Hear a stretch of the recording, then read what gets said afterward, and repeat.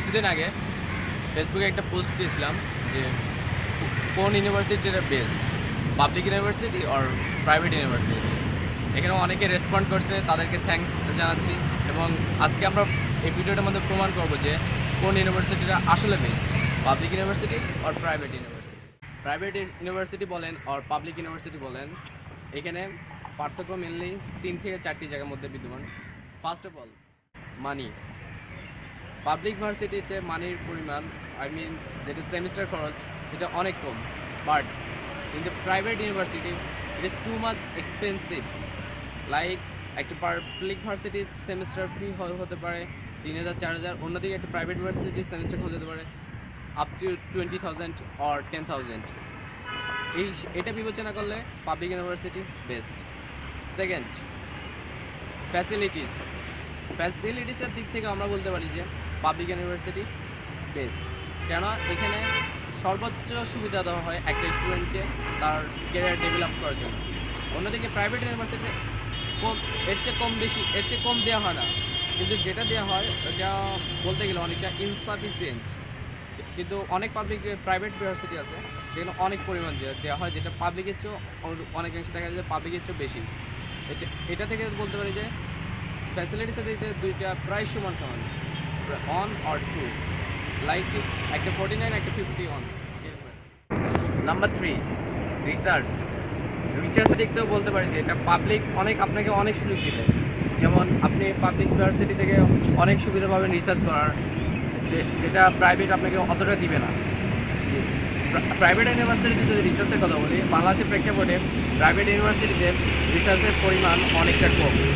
But আপনি যদি world wide দেখেন, ফার্স্ট যেমন হার্ভার্ড ইউনিভার্সিটি ওয়ার্ল্ডের 1 নম্বর ইউনিভার্সিটি, যেটা রিসার্চের জন্য অনেক বড় সুবিধা। Number 4,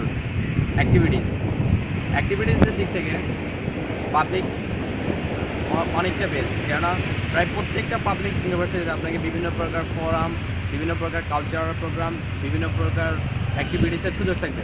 but in private university, higher লেভেলের প্রাইভেট ইউনিভার্সিটি থেকে যারা লোয়ার লেভেল আছে তাদের অনেকগুলোতে দেখা যায় যে এই অ্যাক্টিভিটিসের সংখ্যা কম, যেমন ফোরামের সংখ্যা কম থাকে, বিভিন্ন প্রকার প্রোগ্রামের সংখ্যা কম থাকে।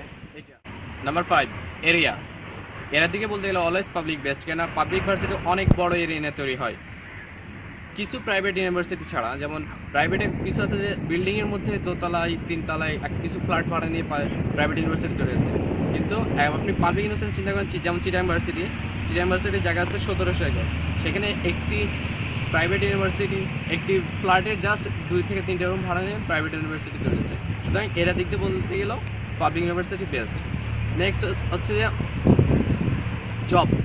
জবের ক্ষেত্রে একটা কথা বলে রাখা ভালো, আপনার যত স্কিল আছে আপনি ঠিক সেই পরিমাণই জব করাবেন। এর চেয়ে বেশি পাবেন না, এর চেয়ে কমও পাবেন না। আপনি ধরেন আপনার নাম করা একটা পাবলিক ইউনিভার্সিটিতে পাস করছেন, বাট আপনার স্কিল একদম জিরো। আপনি অবশ্যই এটাতে অ্যাপ্লাই করতে পারবেন, বাট আপনি জব পাবেন কিনা এটা শিওরলি আমি বলতে পারতেছি না, কিন্তু না পাওয়ার সম্ভাবনাই বেশি। বাট আপনি একটা প্রাইভেট ভার্সিটিতে বেরোলেন এবং আপনার স্কিল একটা পাবলিক ভার্সিটি স্টুডেন্ট থেকে বেশি, অবশ্যই আপনি জব পাবেন। সুতরাং জবের ক্ষেত্রে বলা যায় যে institution doesn't matter, it's matter on your skill. Lastly একটা কথা বলতে চাই, পাবলিক বলেন আর প্রাইভেট বলেন, দুইটার মধ্যে পার্থক্য বেশি পরিমাণে নাই। পার্থক্য জাস্ট কয়েকটা জায়গাতে ম্যাটার করে। বাট ইনস্টিটিউশন আপনার তখনই পার্থক্য বিরাজ করবে যখন আপনি এটা নিজেকে ইজিভাবে নেবেন না।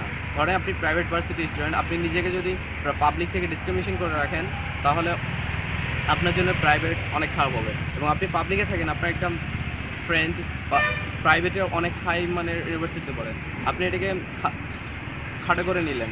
সুতরাং পাবলিকও আপনার হাই মানের পাবলিক ভার্সিটিও আপনার জন্য ইজি হবে না। সুতরাং লাস্টলি বলা যায় institution doesn't matter, whatever it matters when you take ইট।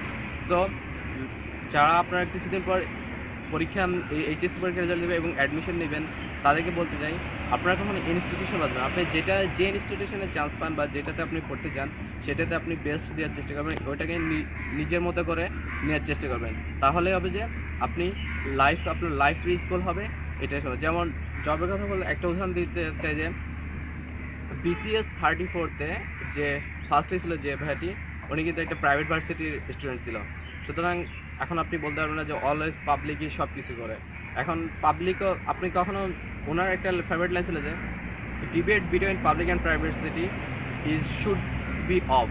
সুতরাং আমরা চাই যে এখন থেকে এই বিতর্কটা অফ হোক এবং আপনি যে ভার্সিটিতে আছেন সেটাকে নিজের মতো করে নিন এবং যেখানে ভর্তি করবেন সেটা আপনি নিজের মনে করে নিন। এতে আপনি কি লাইফ রিস্টল করতে পারবেন। যদি ভিডিওটি আপনাদের থেকে ভালো লেগে থাকে তাহলে লাইক, শেয়ার, সাবস্ক্রাইব কমেন্ট করতে করতে ভুলবেন না। ভুলবেন না।